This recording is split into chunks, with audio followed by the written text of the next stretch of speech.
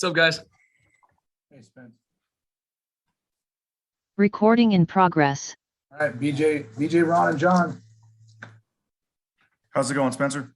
What's up, BJ? Congrats, man. Oh, you know what? I was going to do this for you, and I forgot. There you go. Yeah. What, 10 games in at this point, I guess kind of an open-ended question, but what are you most happy with, and what still bugs you about how you guys have played defensively to this point?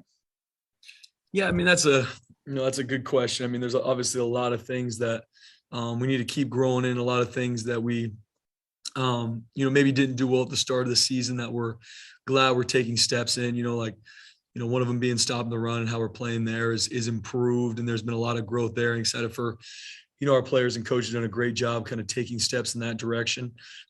Especially this past week, big emphasis for us has been explosive plays and taking those away. And this is our best game, taking those away. We give up 4, obviously one of them being the last play of the game, which still pisses you off. But up until that point, we only gave up 3, which is, if you do that on defense, you're going to be pretty successful, in any game you're in. So I would say that, there's a lot that I'm proud of our guys with, that we've taken steps. There's obviously still a lot more that I really want our guys to focus in and grow in. So we could probably be here all day with the BJ, but I think just like anything, the biggest thing that I'm proud of our guys with is things that we maybe didn't do well to start the year. We've, as a staff and as the players, have kind of been able to take ownership of it and find ways that we can either put them in better situations or play things better. If it's a fundamental, if it's a technique, is there ways we could teach it better?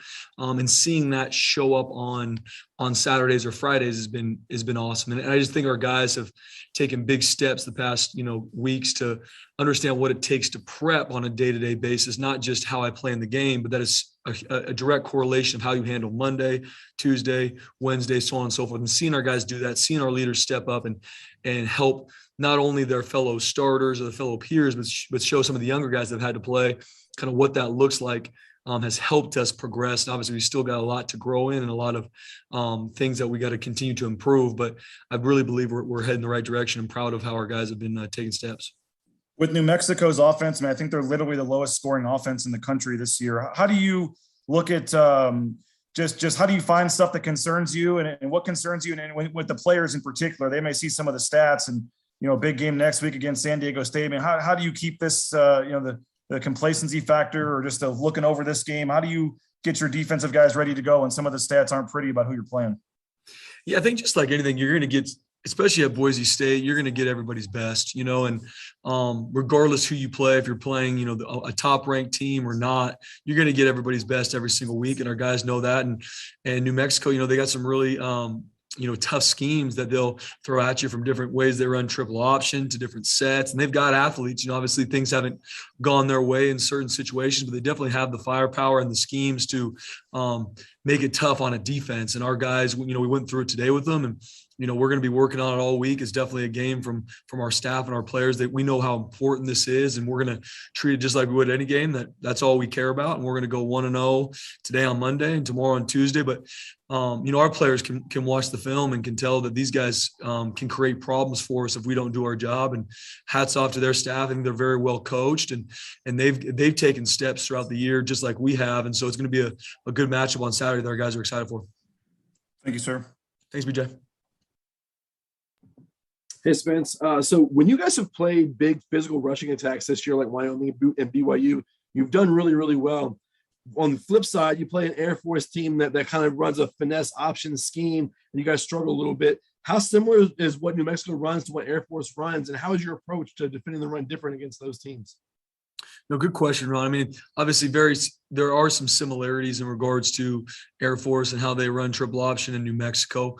New Mexico will get in a lot of different sets than Air Force will, doing the triple from the gun, more zone triple schemes and some of the true veer dive, but similar fits. And there's a lot of things that we can pull on from Air Force, and obviously things that we didn't do well in the Air Force game. We're counting on New Mexico coming and trying to attack us at. So we got to get those things fixed, and then obviously just have a plan of attack to handle what they do. And they're, like I said, my hat's off to their offensive staff and as well as their players, because they put you in a lot of different conflicts. If it's by sets, by motions, by just being able to identify who's who in a certain play. So we're going to, have to use a lot of our bones that we use just in how we play triple option. And there are going to be similarities between Air Force and New Mexico. There's also some differences that are going to be new for our guys, and we got to obviously work on and correct throughout the week of practice. Tyreek Jones has been really active in coming down and defending the run, especially in recent weeks. Is that something that you guys focused on him to kind of improve in his game? And where have you seen his game grow the most over the past year? Yeah, first and foremost, where I've seen Tyreek Jones grow is just how he handles everything, even outside of football and on the practice field or the game field. I mean, he's become one of the biggest leaders on our defense, and that's vocally or just by doing the right things. And people can look at him and see, okay, if Tyreek Jones does that, then maybe I should do it too, because it's showing up for him on game day. I'd say that's the first thing that's been cool to see him grow in, and then just how he preps from a week-to-week basis.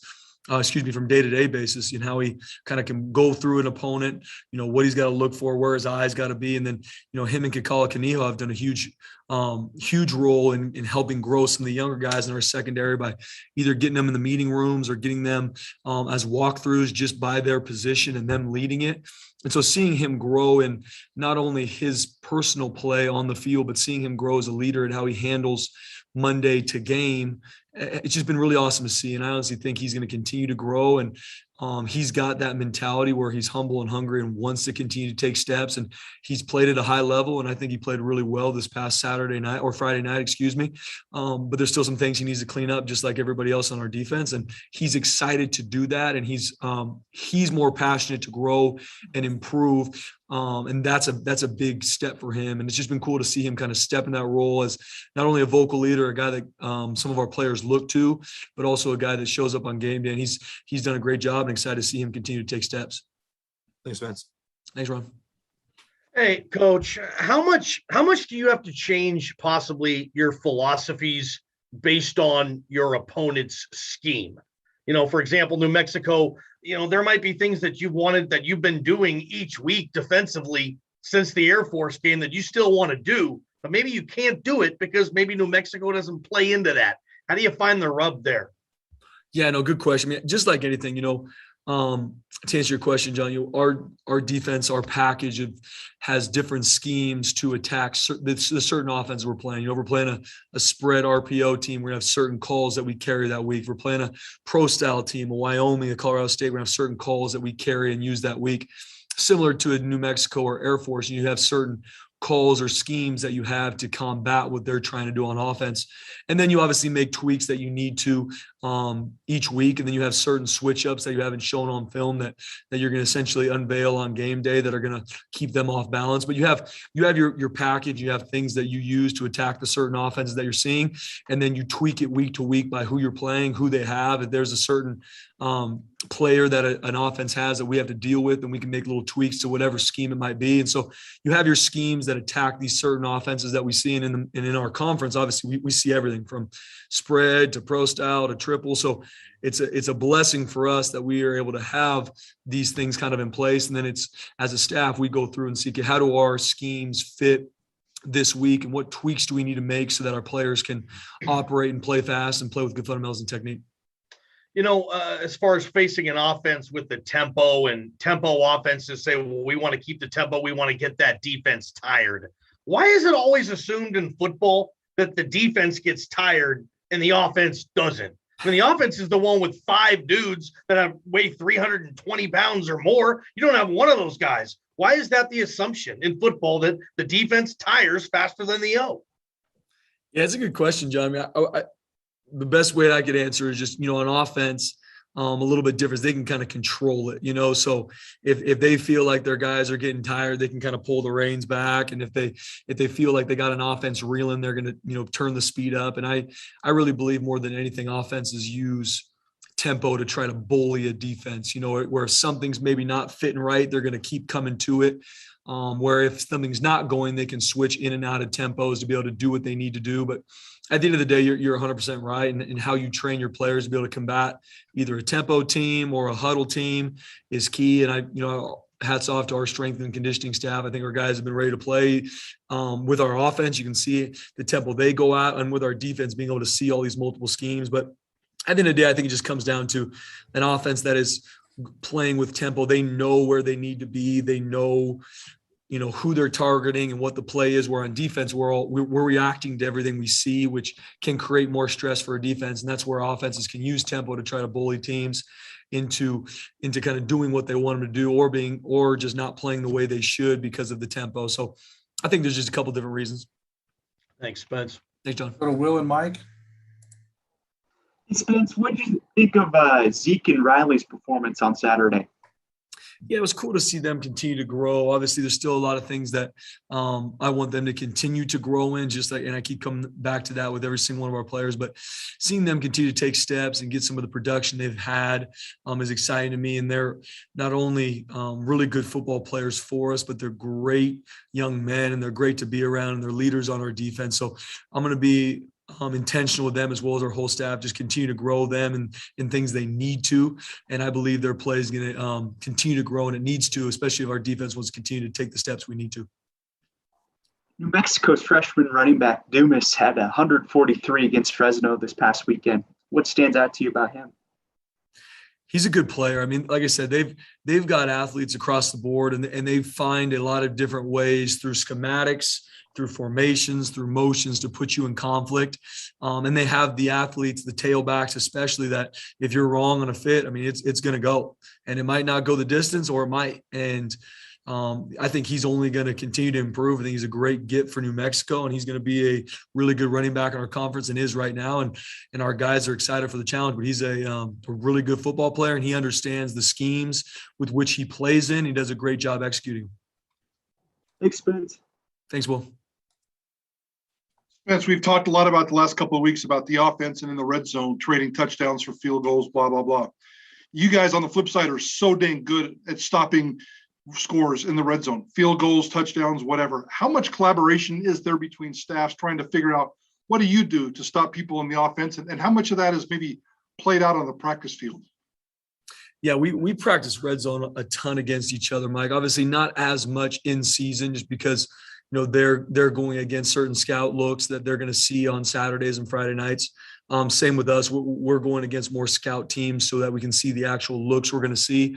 But especially in the spring and the fall camp, and obviously even throughout bye week, we do a lot of good on good, where it's, our starters on defense against our starters on offense, showing the different red zone looks. Because at the end of the day, I mean, that's where the game's going to be won and lost. If you can hold an offense to field goals in the red zone, like we've seen kind of throughout this season, you're gonna be in a much better spot than if you give up those touchdowns.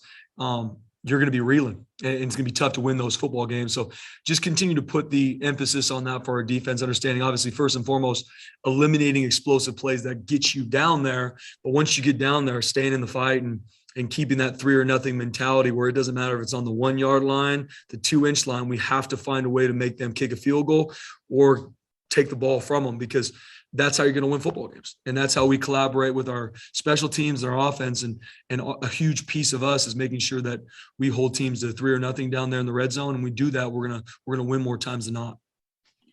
You don't have to have great stats to be a great football player. And J.L. Skinner is obviously a great football player, but his production, I mean, I know he had a couple of big plays against Fresno State, but his production, maybe in the back half of this season, certainly isn't what it was in the first half of this season. What's he doing that's making him still be J.L. Skinner, and where do you want to see more from him?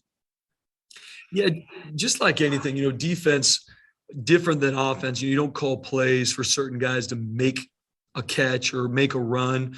It's really what plays come their way. And if they're playing with the right fundamentals and techniques, they're going to do their job. And either that means they make a play, or it means one of their brothers is going to be able to make the play. And so, I'm very proud of JL, and I think he's continued to take steps throughout the season. And obviously he's an extremely talented young man. And as a coaching staff, we're working with him daily to continue to take steps, because it's very evident that he has all the ability in the world, and he's a great young man to be around. And seeing him continue to grow and be around, Kekala Kaniho and Tyree Jones, and learning what it takes to prep, to know an offense from Monday all the way to game, has been big for him to do. And I think just like anything, as the weeks go, everybody needs to do their job. If that means you're going to make a lot of tackles, make a lot of plays, get interceptions, that's great. But that's not what we're about. We're not about trying to give guys production. We're about everybody doing their job. And it's been cool to see him, as well as other guys in our defense, just take steps in that, where don't be worried about the stat line at the end of the game. The biggest stat that matters at the end of the game is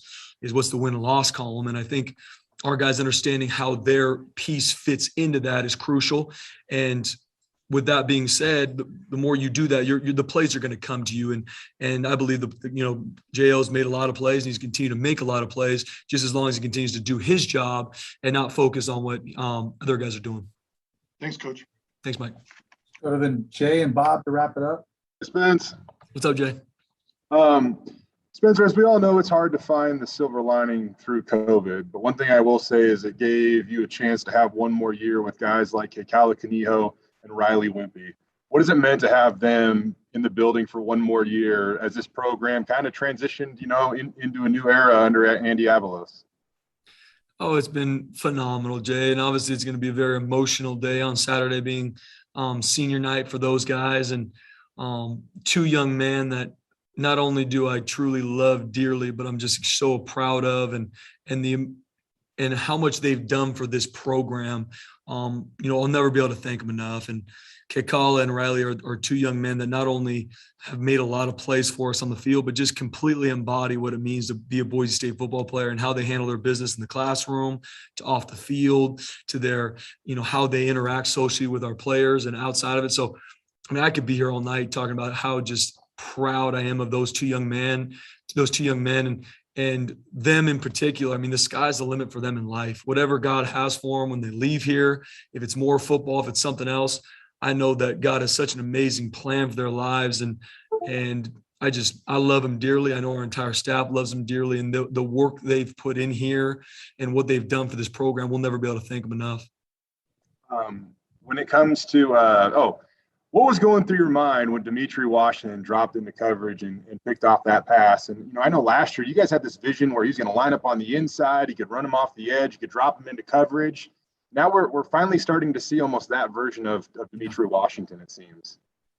Yeah, Dimitri has done such a good job getting himself healthy from last year's ACL injury to kind of starting the year, fighting through it, obviously not feeling completely 100%, but continuing to learn and grow every week and living in the training room, still practicing, not missing anything, and seeing him start to get those plays. Had a sack last week, had the pick this week, and just can't be more excited for a young man that's been working his tail off and is diligent and cares tremendously, wants to be great, wants to help our team, wants to help our defense. And so seeing him get that pick and rub the side, the only thing I was thinking was go score, somebody make a big time block. And you better believe we're gonna be we watched it today as a defense. We're gonna work on making sure we punch that one in next time and get him in the end zone. So very proud of Dimitri, and it just did my heart a lot of joy.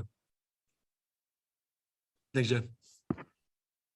Spencer, how much of an advantage is it when you're facing an option team to have seen one earlier in the season in Air Force? I know there must be differences between them, but just the principles and the idea is similar. And what do you gain when you see them a couple of times? What will you be more familiar with that will help you this time from last time? Yeah, just like any offense, everyone has a different personality to them. Triple options are different depending on, even Navy's triple option is going to be a little bit different than Air Force's. And obviously New Mexico, we call it the zone triple, where they're doing things out of the gun instead of under center. You're getting to similar fits, but different at the same time. And so we can use a lot of the same schematics, but there's going to be different switch ups we have to combat what New Mexico's doing and the certain sets that they're going to show us. And what New Mexico does a great job of is, they're going to get to these certain triple option fits via fly motion shifts, hiding different movers on where these slot backs are. So just being able to dial our guys into their alignments and where their eyes should be and what their key is telling is going to be huge, because at the end of the day, it's going to come down to the discipline with which we play in the pre-snap and the discipline with which we play with our eye control and our communication. That's going to be the difference, because if we're wrong there, they're going to create explosive plays and you're going to be in a world of trouble. So just continue to show our guys some of the same as in regards to the fits, but there are some differences that New Mexico has that we're going to have to make sure we plan for and get our guys ready for. I want to finish up by asking about the senior class. If I'm not mistaken, you've been here 5 years now. Yep. So you've been here when those guys came in. What are you going to think of as a group about them most? That's a great question, Bob. You guys know me. I love these kids dearly, and they've impacted my life in so many ways. way more than just on the football field. And my heart, like I said, I'm going to be emotional on Saturdays because of how much not only they mean to me, but I know how much they've done for this place that I love dearly and that I know they love dearly, and seeing them move on to, the next phase in life. It's going to be obviously I'm going to be hurt that they're leaving here and I'm not going to be able to see them on the day-to-day basis. But I can't be more proud of them. What they've done for this place, I think, is just second to none. And seeing what they did with, like you were saying, Jay, with COVID and going through that and coming back, having unfinished business and wanting to be with their brothers and this team as we transition kind of to the next era. I'm just so proud of them, what they've done. And they will be, every single one of them will be young men that if they ever need anything from me, and I know our staff feels the same way, we'll always have their back. They're always a part of this brotherhood, but I love them dearly and I'm just so thankful for them. And I can't say enough good things about these young men. I really believe the best is yet to come for them in the future. And I'm just so excited to see what God has for them next, because they're going to be champions, whatever they do. All right, Spence, appreciate the time. Thanks very much. Appreciate you guys. Have a good one. Thank you. Can I ask one more quick one by chance or no? No, we got to get him out of here. All right, sorry, BJ. Thanks. Recording stopped.